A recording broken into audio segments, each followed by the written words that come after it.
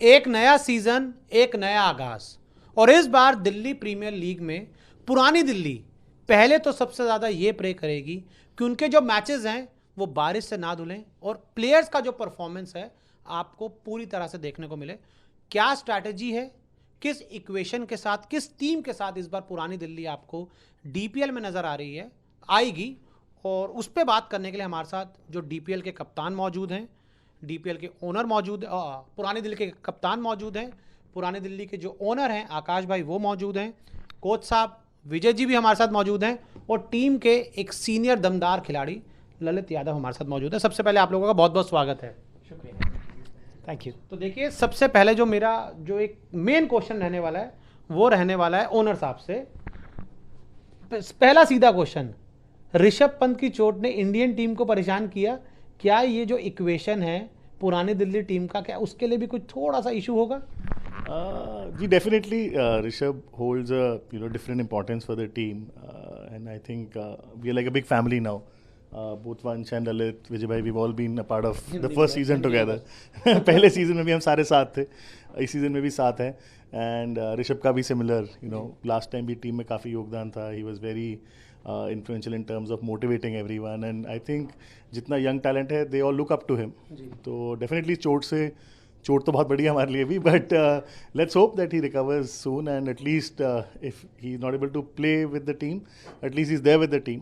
तो अभी तक तो हमारी यही बात हुई है, लेट्स सी बाकी कैसे चलता है रिकवरी. तो कोच साहब से पूछ लेते हैं कि अब प्लान बी क्या रहेगा, कि जब हमारे पास प्लान पी नहीं है तो? I think plan B Pant की वजह से नहीं होगा. पंत हमारे लिए जिस तरीके का वो एक किरदार है, जिस तरीके का वो एक खिलाड़ी है, वो हमारे लिए एक प्लस था कि वो जब भी अवेलेबल होंगे वो इस चीज़ को एक बूस्टर की तरह आके आपके साथ में लगेंगे. वो उस तरीके का था. प्लान ए जो था, हम प्लान ए पे ही स्टिक हैं. उस जैसा जो खिलाड़ी है लाजवाब खिलाड़ी है, लेकिन खिलाड़ी के अलावा भी एक कोई चीज़ होती है, वो एक फैक्टर है उनके अंदर. और आपने इंजरी के बारे में बात करी, का मतलब बहुत अनफॉर्चुनेट है, लेकिन इंजरियों से बाहर निकलना आता है उसको. उसकी सबसे बड़ी चीज़ यही, और जितनी बार वो इंजरी से बाहर आता है उतनी बार ही उतना स्ट्रॉन्ग और एक अलग तरीके का कैरेक्टर होकर निकल के आता है. अनफॉर्चुनेट है कि खेलते हुए हमारे साथ नहीं होंगे, लेकिन जैसे आकाश भाई ने मेंशन किया कि हम उम्मीद करेंगे कि डगआउट में किसी दिन वो हमारे साथ हों या टीम के लड़कों के साथ टाइम स्पेंड कर सकें. क्योंकि पिछली बार जब वो खेलने आए थे तो लड़के वापस गए नहीं थे. मैच ख़त्म करने के बाद उनके साथ बैठे, वापस होटल में जाके उनके साथ बैठे शेयर करने के लिए. वो एक्सपीरियंस बहुत काउंट करता है. तो unfortunately will miss him, but we know कि वो हमारे साथ ही हैं. विजय सर, अभी जो इंटरव्यू शुरू होने से पहले आप कुछ बारिश को लेकर एक बड़ी अच्छी चीज़ बोल रहे थे कि जो एज अ टीम है आपको बारिश के लिए नहीं, अपने परफॉर्मेंस के लिए याद रखा जाना चाहिए कि आपकी टीम ने पूरे सीज़न कैसे परफॉर्म किया. पिछले सीज़न की अगर परफॉर्मेंस पे मैं आपकी टीम से बात करूं, क्या चीज़ें आपको लगता है बेहतर हुई और क्या चीज़ें इस बार और बेहतर हो सकती हैं? आई थिंक रिजल्ट सबसे ज़रूरी तो वही है कि वो बेहतर होगा. पिछले साल से कोशिश ये होगी कि वो बेहतर हो. आपने बारिश का जिक्र किया.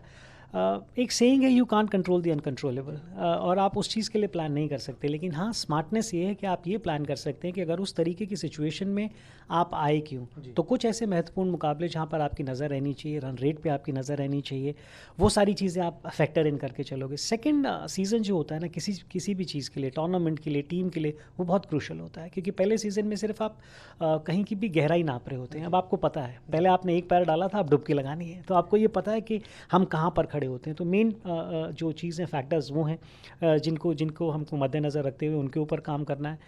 ये टीम मुझे लगता है कि आपने जो सवाल के साथ शुरू करी थी कि नई टीम, लेकिन जितने लोग यहाँ बैठे हैं वो पुराने हैं. तो ये आपको बताता है कि पुरानी दिल्ली एक उस चीज़ के ऊपर बहुत ज़्यादा बिलीव करती है कि आपके पास वो जो कोर है आपका, वो होना चाहिए, एक ट्रस्ट होना चाहिए.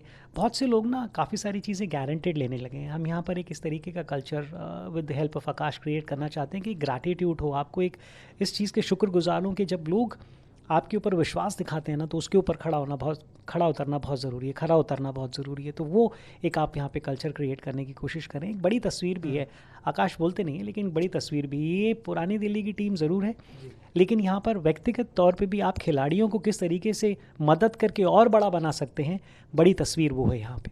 अब एक सवाल मैं टीम के जो सीनियर प्लेयर हैं ललित से ले लेता हूँ. ललित, मेरा आपसे सवाल ये रहेगा, ऋषभ अवेलेबल नहीं होंगे, ईशान भाई भी इस सीज़न में आपके साथ नहीं है, तो अब आपकी जो जिम्मेदारी है एज अ सीनियर प्लेयर काफ़ी बढ़ जाएगी, क्योंकि जो बाकी हम टीम की बात करें बहुत सारे यंग प्लेयर्स हैं. तो ऐसे में एक सीनियर खिलाड़ी का रोल कितना इंपॉर्टेंट होता है?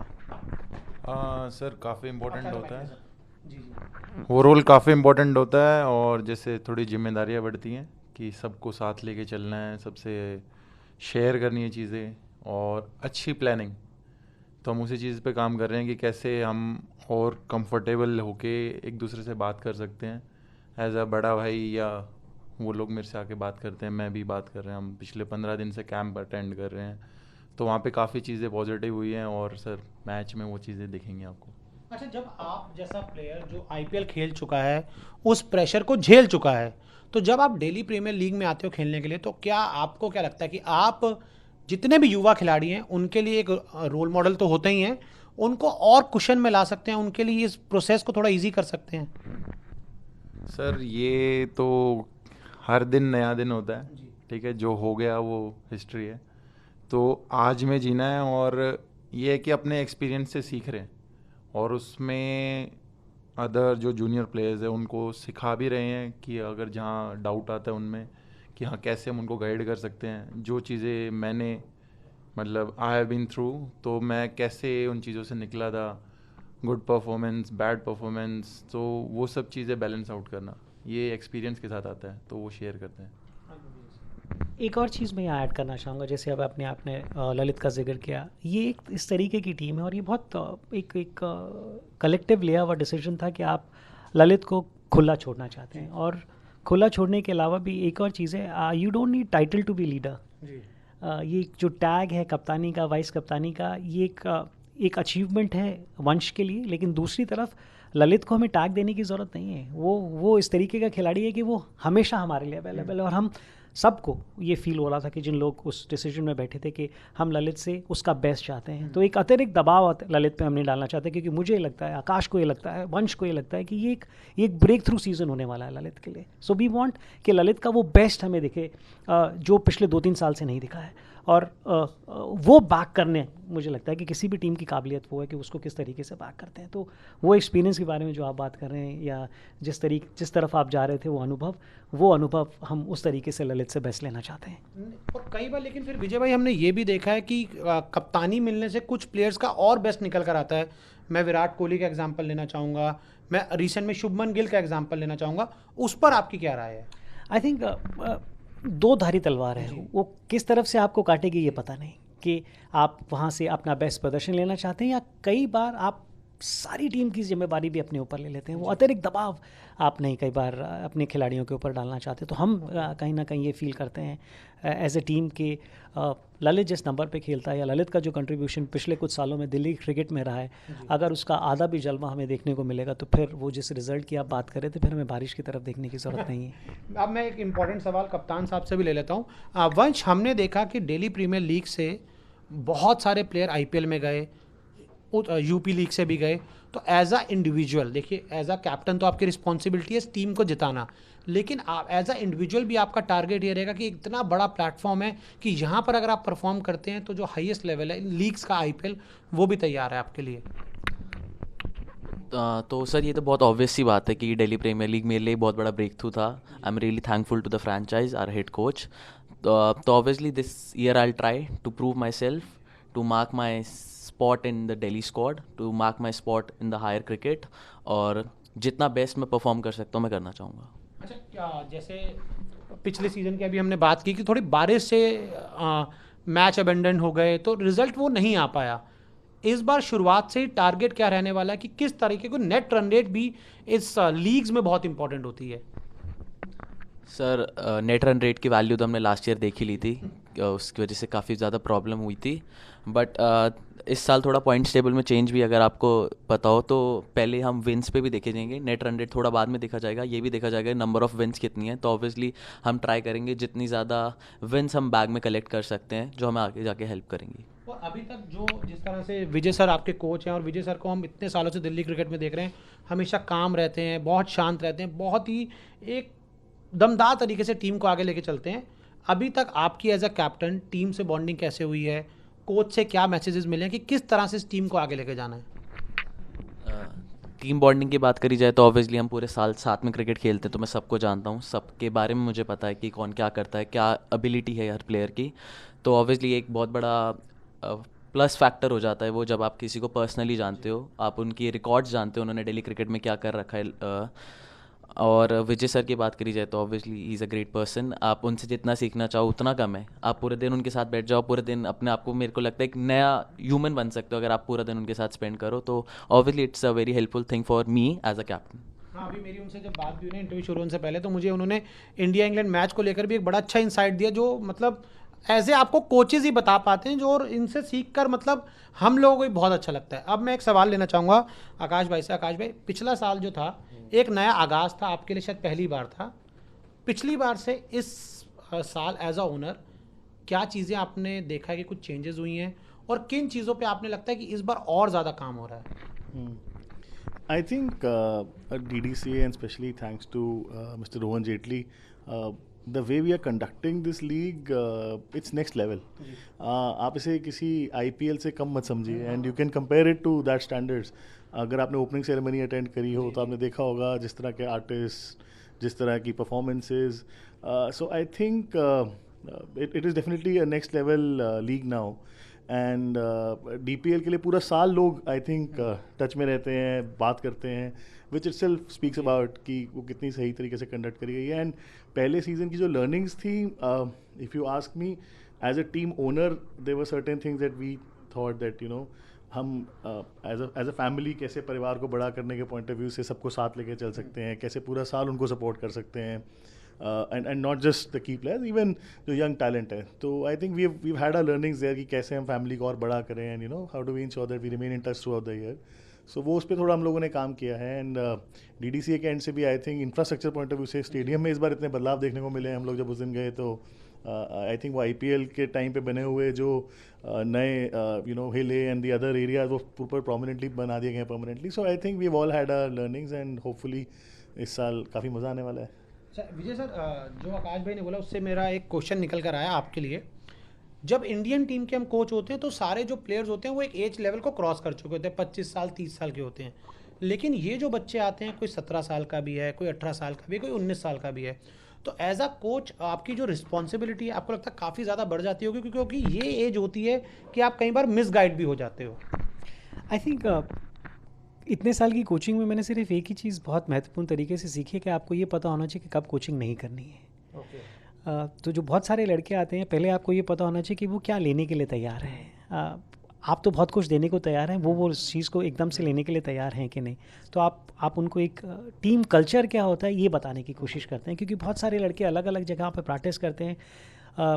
अनफॉर्चुनेटली वो टीम की तरह बहुत कम प्रैक्टिस करते हैं, तो वो बहुत ज़्यादा ज़रूरी हो जाता है। और मैं आकाश के पीछे काफ़ी दिनों से पढ़ा हुआ हूँ कि ये जो चीज़ है ना, इसको through out the year run करने की एक चीज़ होनी चाहिए। और जो इनके दिमाग में आइडिया रहते हैं वो क्लास के रहते हैं, तो ये कुछ उस चीज़ के ऊपर सोच रहे हैं कि ये चीज़ जो आप कह रहे हैं वो बहुत महत्वपूर्ण है कि आप लड़कों को सिर्फ 1 या 1.5 महीने के लिए टच ना करें। आप किस तरीके से उनकी डेवलपमेंट में एक इम्पॉर्टेंट रोल अदा कर सकते हैं एक फ्रेंचाइजी के रूप में, वो बहुत ज़्यादा महत्वपूर्ण हो जाता है। और मुझे लगता है कि आइडियाओं के पिटारे इनके पास हैं, ये कुछ उसमें से निकाल के लाएंगे और कुछ इस तरीके से करेंगे कि जो आपने सवाल पूछा वो बहुत महत्वपूर्ण है। कि एक कोच के लिए मुझे लगता है कि जिस उम्र का आप जिक्र कर रहे हैं, वहाँ पर बहुत ज़्यादा महत्वपूर्ण स्किल के अलावा उनकी ओवरऑल डेवलपमेंट के लिए भी है कि अगर आप गेम को समझते हैं, गेम की इज़्ज़त करते हैं, आप गेम के शुक्रगुजार हैं, तो फिर ये गेम आपको बहुत कुछ देने को तैयार है।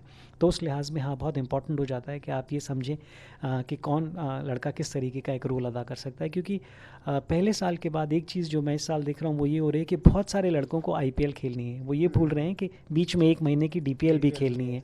तो वहाँ पर अगर आपकी नज़र हटेगी तो फिर दुर्घटना घट सकती है। तो इसलिए यहाँ पर नज़र रहे। ये एक सीढ़ी है, ये मंजिल नहीं है, ये एक सीढ़ी है। तो आसपास आपको ऐसे लोग भी चाहिए जो बार बार आपको बिठा सकें, सिर्फ उठने ना दें कि हाँ यहाँ पर अगर आप ठीक काम करोगे तो उसके बाद दिल्ली है, दिल्ली के बाद आप आगे की सोचिए। ये नहीं है कि आप सीधा बोल रहे हैं कि IPL जाइए। आप जहाँ हैं उस जगह पे बहुत अच्छा प्रदर्शन करके अपनी जगह वहाँ पक्की कीजिए। मेरा जो सवाल था ना, थोड़ा और मैं उसको आगे एलैबोरेट करता हूँ। कई बार हमने देखा कि अंडर 19 से कुछ बच्चे आए, लीग से बच्चे आए, रातों रात पैसा मिला, उसके बाद जो आदतें थी वो बहुत ज़्यादा अलग हो गई। तो आप क्या ऐसी चीज़ें बताते हैं इन प्लेयर्स को, जो यंग बच्चे आते हैं कि भाई बहुत पूरा जीवन पड़ा है वो सब करने का, क्यों किस तरह से आप जो रोल मॉडल हैं वो विराट कोहली को लें, किस तरह से शुभमन गिल को रोल मॉडल लें, उन सब चीज़ों पे क्या है, क्योंकि हमने बहुत बच्चे डिस्ट्रैक्ट होते देखे हैं। देखिए हम लोगों के पास, ओनर्स के पास, कोचेस के पास कोई जादू की छड़ी नहीं है कि हम उतने दिन में उनकी वो लाइफस्टाइल बदल सकें या वो सोच बदल सकें। हाँ, आप एक माहौल ऐसा तैयार कर सकते हैं, क्योंकि आप वही हैं जो आपका माहौल आपको बनाता है। तो अगर आप आसपास उन चीज़ों को होते हुए नहीं देखेंगे, जिसमें ललित हों या वंश हों, जो वंश अभी अभी IPL से आए हैं, तो वो अगर उन चीज़ों को नोट करें कि हमें क्या नहीं करनी है। कई बार होता है आप ये देखते हैं कि हमें क्या करना है, क्या नहीं करनी है, अगर वो इनको करते हुए देखेंगे कि नहीं यार ये चीज़ नहीं होती है, तो वो आदतें अगर आप देखेंगे तो आप फिर जो नए लड़के हैं वो कहेंगे कि हाँ ये सारी चीज़ें हैं जो हमने सुनी हैं लेकिन इनकी ज़रूरत नहीं है करने की। तो आप एक माहौल इस तरीके का क्रिएट करने की कोशिश करते हैं सबकी मदद से, क्योंकि इस खेल में कोई एक अकेला आदमी सोचे मैं कुछ कर दूंगा, वो नहीं होता है, वो सबको इकट्ठे करके ज़रूरत पड़ती है। और जो सबसे महत्वपूर्ण चीज़ है, आपने कोचिंग के बारे में बात की ना, एक टीम कोच के बिना चल सकती है, एक कोच टीम के बिना नहीं चल सकता। तो सबसे इंपॉर्टेंट चीज़ टीम है, उसके बाद कोच है। एक टीम कोच के बिना चल सकती है, अगला आपने क्या बोला आगे जो था? कोच को टीम चाहिए, टीम को कोच नहीं चाहिए। अच्छा, ये बहुत मतलब अच्छी बात बोली, और मैं किसी दिन समय मिलेगा तो जब विजय सर से इस पूरे मुद्दे पर आराम से बात करना चाहूँगा। आज हमारी जो ज़्यादा बातचीत है वो DPL को लेकर है। आकाश भाई, हमने देखा है कि जैसे IPL में मुंबई इंडियंस है, चेन्नई सुपर किंग्स है, इन लोग, चाहे राजस्थान रॉयल्स भी हो, इन्होंने एक ऐसा स्ट्रक्चर बनाया कि इनके जो प्लेयर्स होते हैं, जब इनको ज़रूरत हो, अकेडमीज़ हैं, जा सकते हैं। तो आप एज अ ओनर ऑफ पुरानी दिल्ली, क्या ये भी है कि नहीं भाई, जो मेरे की प्लेयर्स हैं, जब उनका मन करे वो जाएं, प्रैक्टिस करें, ऐसा भी सेटअप लाएंगे आगे? बिल्कुल, आई थिंक उस चीज़ की नींव हम लोग ऑलरेडी रख चुके हैं। The certain thing which I can disclose right now, but या उस पर हम लोग काफ़ी अग्रेसिवली काम कर रहे हैं, बिकॉज पहला सीज़न था तो रूल्स DDC के एंड से भी थोड़े फ्रेजाइल थे, बट सीज़न 2 के बाद वी नो एग्जैक्टली कि अच्छा इस तरह ऑक्शन के फॉर्मेट्स रहेंगे, सपोर्ट स्टाफ इस तरह आप एंगेज कर सकते हो, then you can plan better कि कौन से लोग हैं जो, कितने लोग आपके साथ रिटेन रहेंगे और परमानेंट रहेंगे। That was a very important question when you have to plan all this beyond the season as well. तो I think we definitely have put a step forward in that direction, and बड़ी जल्दी आपको उसका दिखेगा result भी, because I think इतने सारे नए बच्चे हैं दिल्ली में। हमारा खुद का जो 25 लोगों का स्क्वाड है, तो उसमें इतने अच्छा टैलेंट है जिनको अगर पूरा साल ग्रूम किया जाए तो गेम का स्टैंडर्ड कई गुना बढ़ जाएगा। एंड आई थिंक विजय भाई can talk much better about it, because cricket हम सब में से इनको ज़्यादा अच्छा आता है, तो he would know better, but I think we definitely have plans regarding that. And काफ़ी इंटरेस्ट दिख रहा है स्पॉन्सर्स का मर्चेंडाइजिंग के लिए। We have Puma as a brand on a jersey now, you know Delhi Capitals के बाद we are the ones that they have shortlisted in Delhi Premier League. I think the only team that they have shortlisted so far. So we definitely know that जब brands का interest आने लगता है तो आपको automatically सब समझ आ जाता है कि गेम चल पड़ी है, कि साइकिल चल पड़ी है। So ठीक है, I think we'll by the time we talk next time we'll definitely have something else to speak in that direction. तो विजय सर, ये कह सकते हैं कि नींव पड़ी है और जब इमारत बननी शुरू होगी तो हमें दिखने शुरू हो जाएगी। जी बिल्कुल, बिल्कुल। नींव हमारी तरफ से, इमारत एक खिलाड़ी बनाएंगे। हमारा काम ये है कि अगर उन्हें 24/7 कुछ भी चाहिए तो हम उन लोगों के लिए अवेलेबल हैं। ये जिस पे आपने टच अपॉन किया या आकाश ने जिस चीज़ की तरफ आपको हिंट दी, वो यही है कि अगर कोई खिलाड़ी हमारी टीम के साथ है तो उसको साल भर इस चीज़ की ज़रूरत ना हो कि मैं जाके कहाँ प्रैक्टिस करूँगा। वो हम उसको वो प्रोवाइड करेंगे कि आपको किसी भी समय किसी भी चीज़ की ज़रूरत हो, ट्रेनर हो, फिजियो हो, आपकी जो भी स्किल बेस है, वो सारी need as a franchise will try and fulfil. Vansh, आपने इस बार IPL में जो ड्रेसिंग रूम शेयर किया वो द ग्रेट मैन के साथ शेयर किया, थोड़े उसके इनसाइट्स बताओ। और आपकी जर्सी भी में ये जो बॉर्डर बना है गले का, उसमें भी मुझे थोड़ी सी वो येलो जर्सी की नज़र आ रही है। तो वो एक्सपीरियंस कैसा था कि जब आप ड्रेसिंग रूम के अंदर गए और सामने वो आदमी बैठा है जो मुझे जहाँ तक लगता है कि इंडिया का सबसे बड़ा प्लेयर कह लो, सबसे बड़ा कप्तान कह लो, उससे ज़्यादा शायद मुझे लगता है कोई नहीं कर पाया। क्या उस आदमी से आपको सीखने को मिला और वो एक्सपीरियंस कैसा था? नाम भी बता देना आप। तो obviously it was a great experience उनसे सीखना। ये हिंदी में बताना, ये पूरा ठीक है, चलेगा। ठीक है। तो काफ़ी नई चीज़ें सीखने के लिए मिली, जो चीज़ें शायद एक क्रिकेटर को काफ़ी कुछ खेलने के बाद समझ आती है, काफ़ी एक्सपीरियंस लेने के बाद, काफ़ी गलतियां करने के बाद समझ आती है। उनसे बात करने के बाद आप थोड़ा जल्दी सीख जाते हो उन चीज़ों को, बहुत सिंपलीफाई करके समझा देते हैं, बहुत नॉर्मल लैंग्वेज में वो चीज़ों को समझाते हैं, बहुत ईजिली आपसे वो बातें करी जाती हैं और बहुत कंफर्टेबल एनवायरनमेंट क्रिएट करा जाता है। और जैसे ड्रेसिंग रूम का एनवायरनमेंट है, इट्स अ फैमिली, एक फैमिली वाली फीलिंग है वहाँ पे। और मुझे लगता है वहाँ पे जाकर आपके ऊपर से वो प्रेशर बहुत कम हो जाता है कि आपको परफॉर्मेंस करना है या फिर आपको अपने आप को प्रूव करना है, वो बहुत ज़्यादा चीज़ों को नॉर्मल चलने देते हैं, स्लो चलने देते हैं, वो आपको बहुत ज़्यादा रश करने के लिए नहीं बोलते हैं, तो काफ़ी ज़्यादा हेल्प करता है। कोई कन्वर्सेशन बताओ ना मुझे, ये तो मतलब आपने बता दिया कि मदद करते हैं वो मुझे पता है, कोई ऐसा कन्वर्सेशन, कोई ऐसा पॉइंट उन्होंने बताया हो, क्या बात हुई कुछ, तो वो थोड़ा मैं जानना चाहता हूँ।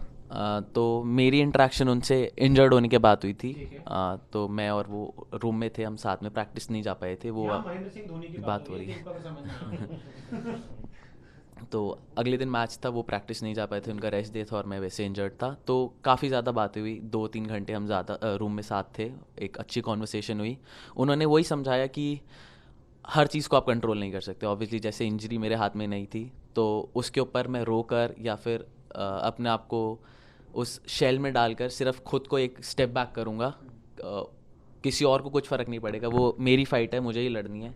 तो काफ़ी ज़्यादा लाइफ स्किल्स के बारे में बहुत ज़्यादा बात करते हैं। अगर मैं क्रिकेट की बात करूँ तो वो यही समझाते हैं कि सबकी टेक्निक अलग है, सबका गेम अलग है, बट आप कैसे प्रेशर सिचुएशंस में अपने आप को काम रखते हैं, कैसे वो सिचुएशंस को हैंडल करते हैं, वो इस बारे में ज़्यादा बात करते हैं।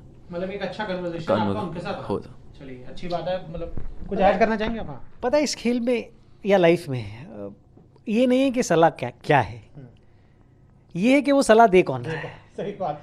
उसका बहुत ज़्यादा महत्व बढ़ जाता है। और बीन देयर डन दैट, अगर उस आदमी की तरफ से वो सलाह आती है, और सब और अच्छी चीज़ क्या है कि उसी ट्रेड के हैं वो उस चीज़ को समझ सकते हैं। तो अगर विकेट कीपर हैं तो वो उस मानसिकता को समझ सकते हैं। महेंद्र सिंह धोनी की जो सबसे बड़ी यूएसपी है वो ये है कि वो एक खिलाड़ी को, सिर्फ खिलाड़ी नहीं, वो एक अलग तौर पर भी उसको समझते हैं कि मैं इससे क्या निकल पा सकता हूँ। तो मुझे लगता है कि जो भी समय वंश ने वहाँ व्यतीत किया होगा, और कई बार क्या होता है कि आप ज़रूरी नहीं है कि आप बात करके सीखें, आप देख के बहुत सीखते हैं कि ये आदमी किस तरीके से चलता है और किस तरीके से सारी चीज़ें करता है। तो वो मैं भी बहुत खुश हूँ इस बात से कि वंश उस ड्रेसिंग रूम में समय बिता के आया, क्योंकि कई ड्रेसिंग रूम ऐसे हैं आईपीएल के जो आपको एक विनिंग मेंटालिटी के बारे में भी बताते हैं। 3-4 ड्रेसिंग रूम ही हैं आप देखिए जिन्होंने आईपीएल में निरंतरता के साथ जी हाँ, वो भी बहुत अच्छी चीज़ है, क्योंकि आपको वो नई चीज़ भी होनी चाहिए, वो फ्रेशनेस भी आनी चाहिए, क्योंकि ये इंग्लिश प्रीमियर लीग नहीं हो सकेगी 3 टॉप की टीमें और बाकी 38 इधर उधर घूम रही हैं। सो उस मेंटालिटी का आपको पता चलता है कि चेन्नई की टीम है ना, ये इतना जीतती क्यों है। तो बहुत अच्छी चीज़ है, क्योंकि वहाँ से जो भी चीज़ ये सीख के लाए होंगे एज ए कैप्टन, वो यहाँ पर फिल्टर डाउन करेंगे और हम लोगों को भी कुछ ना कुछ नया सीखने को मिलेगा। अच्छा, शायद वंश उस चीज़ को ज़्यादा बेहतर एक्सप्रेस अभी ना कर पाएँ, 4-5 साल बाद ज़्यादा बेहतर बता पाएंगे। जब महेंद्र सिंह धोनी आपके ड्रेसिंग रूम में बैठा है, एक 17-18 साल का बच्चा जाता है, जैसे आपने कहा चाहे बात कुछ भी ना हो, क्या चीज़ें उसको देखने को मिलती होंगी, क्या चीज़ें सीखने को मिलती होंगी, क्योंकि आपने भी खूब बहुत एक्सपीरियंस दिया है बच्चों को, बहुत बड़े बड़े प्लेयर्स के साथ आपने ड्रेसिंग रूम शेयर किया है, खुद आपने इतना सर्व किया क्रिकेट को, तो क्या सीखने को मिलता है?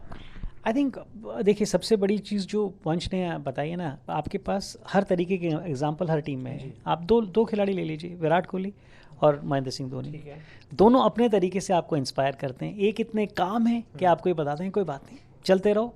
एक विराट कोहली है जो ये कहते हैं नहीं भाग के पकड़ूंगा मैं उस चीज़ को, मैं इंतज़ार नहीं कर रहा हूँ उस चीज़ का। तो हर खिलाड़ी एक अलग तरीके का है। आपके पास ना वो एबिलिटी भी होनी चाहिए कि क्या आप गेम को उतना, जहाँ जैसे वो करते हैं कि चलो लेके चलते हैं गेम को, नीचे लेके चलते हैं, लेकिन उनके पास ये एबिलिटी है कि वो लास्ट ओवर में उस गेम को ख़त्म कर सकते हैं। विराट कोहली उसी चीज़ को कहते हैं कि मैं ऊपर ही ख़त्म कर दूंगा, नीचे ले जाने की ज़रूरत नहीं है। तो हर अलग आदमी से कुछ है आपको सीखने के लिए। एक सिर्फ चीज़ नहीं हो सकती, क्योंकि हम सब बहुत अलग अलग तरीके के आदमी हैं। हम ज़रूर किसी 1 या 2 खिलाड़ी को पसंद करते हैं, लेकिन सीखने की कोशिश हम हर किसी से कुछ ना कुछ करते हैं। ललित, आपसे मैं एक चीज़ जानना चाहूँगा, हमने आईपीएल 2024 में एक अलग ब्रांड ऑफ क्रिकेट देखा, आईपीएल 2025 में हमने एक अलग ब्रांड ऑफ क्रिकेट देखा कि बहुत बात हुई थी कि सनराइजर हैदराबाद वाले आएंगे, 300 बनाएंगे और आईपीएल की ट्रॉफी आसानी से ऐसे तोहफे में लेके चले जाएंगे।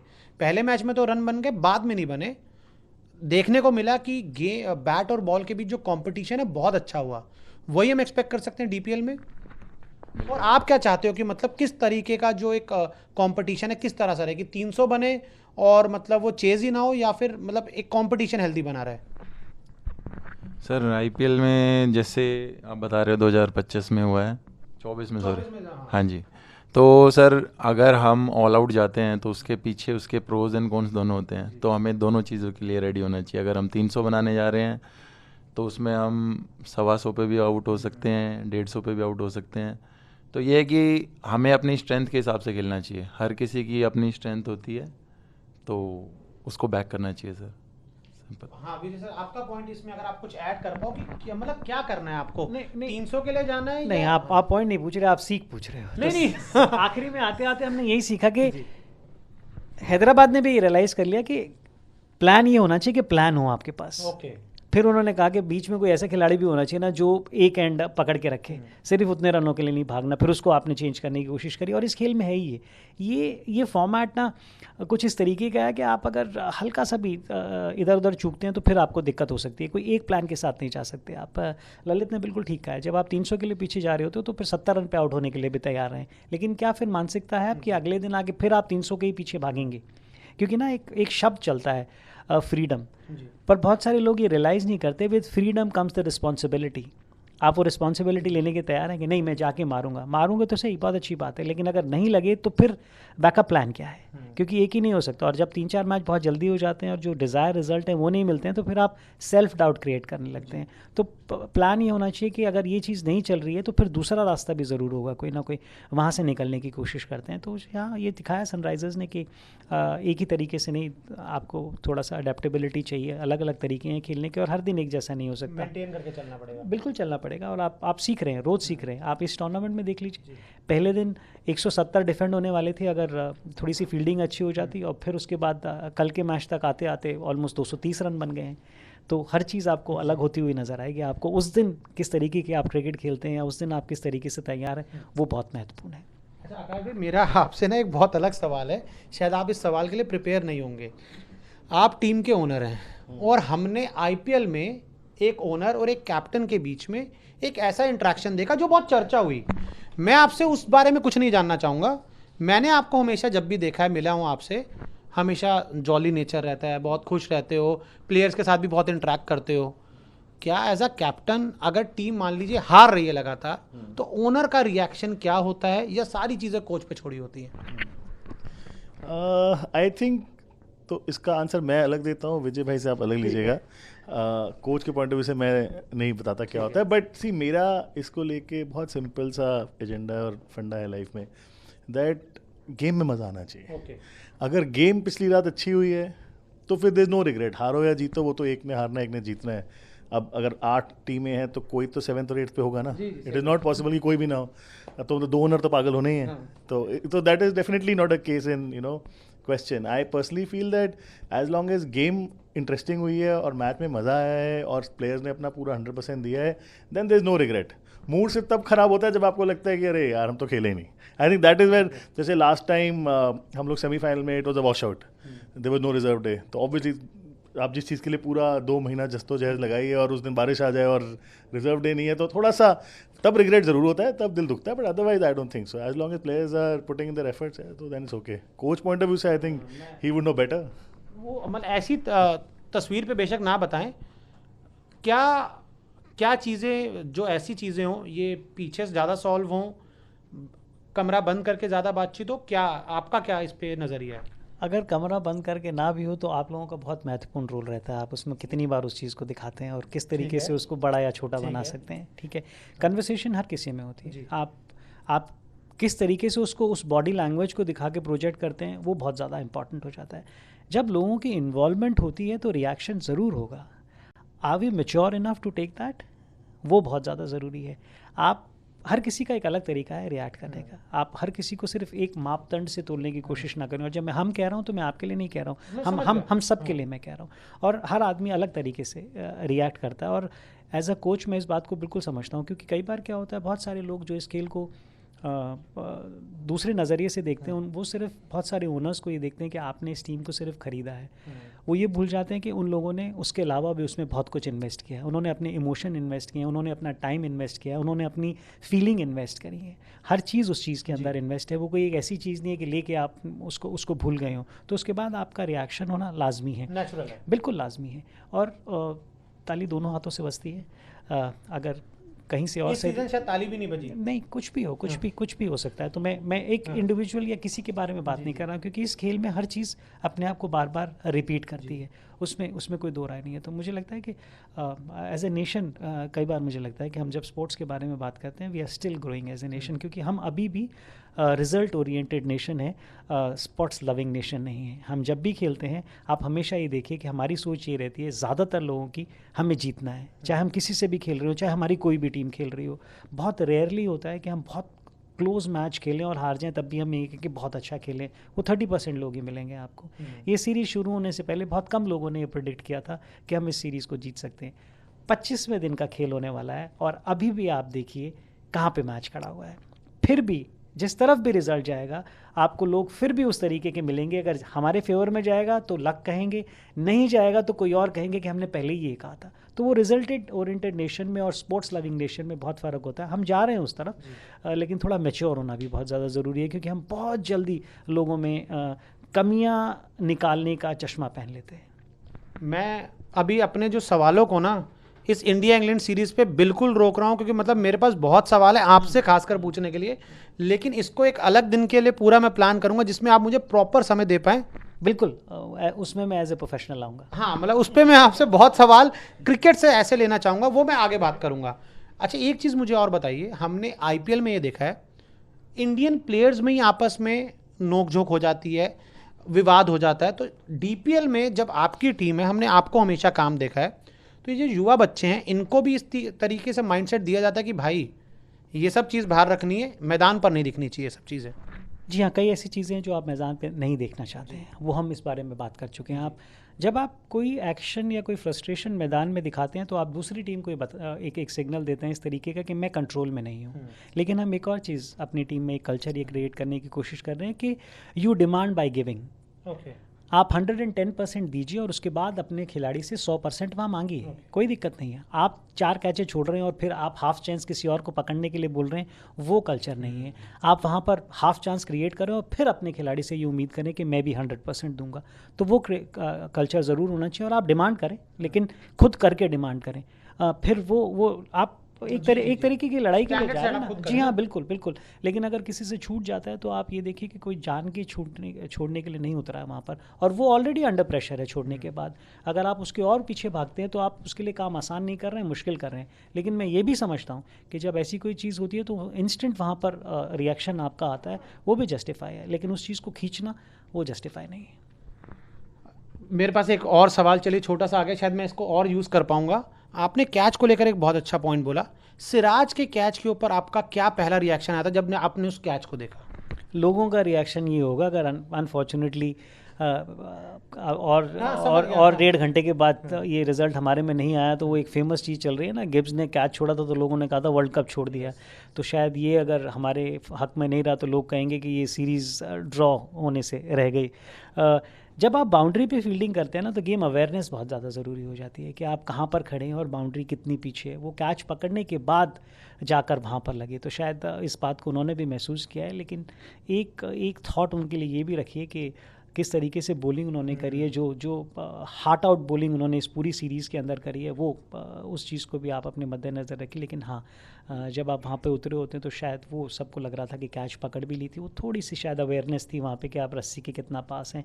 और बहुत सारे लोगों को शायद इस चीज़ का इल्म नहीं है कि आप बहुत ज़्यादा प्रैक्टिस करते हैं इसके बारे में, रस्सी के पास खड़े होके कि मैं कितना दूर हूँ और किस तरीके से मुझे अपने आप को पोजीशन करना चाहिए।